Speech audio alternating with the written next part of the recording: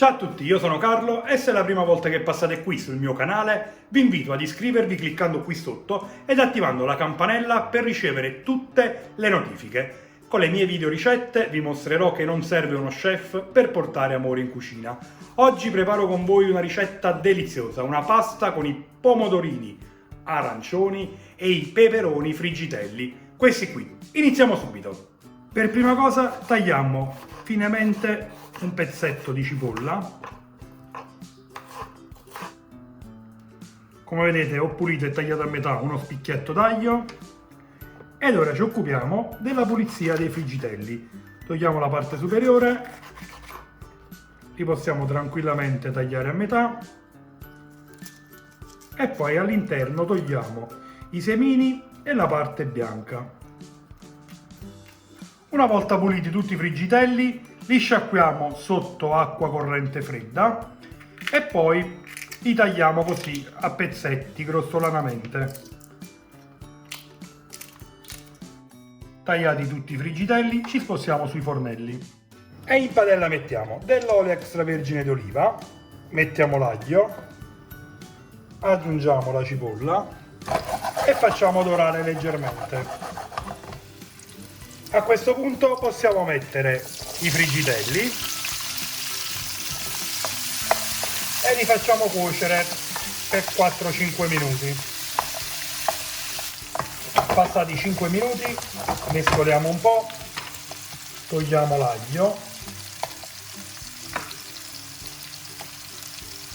ed aggiungiamo i pomodorini arancioni tagliandoli a metà direttamente in padella. Una volta tagliati tutti, regoliamo di sale, mescoliamo, copriamo con il coperchio e facciamo cuocere a fiamma media per 15 minuti. Passati 5 minuti da quando ho messo il coperchio,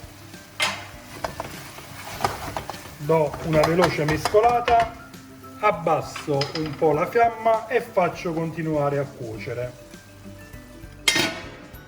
E visto che la pasta impiegherà più o meno 10 minuti per cuocere, già che l'acqua bolle, metto il sale e metto a cuocere la pasta. Quando mancherà un minuto alla fine della cottura della pasta, la trasferiamo in padella.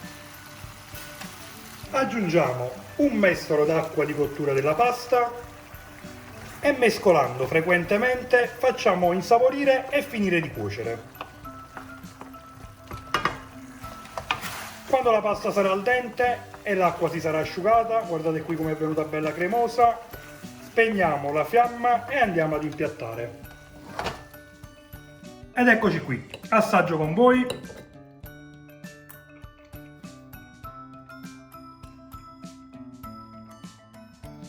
Mamma mia, fate questa ricetta e fatemi sapere che cosa ne pensate. Se non trovate i pomodorini arancioni, potete farla sia con i pomodorini gialli che con quelli rossi. Fatela, mi raccomando. Se il video vi è piaciuto, lasciate un bel like, condividetelo e soprattutto iscrivetevi al canale attivando la campanella per ricevere tutte le notifiche. Io per il momento vi saluto e come al solito prima di lasciarvi ne approfitto per augurarvi buon appetito!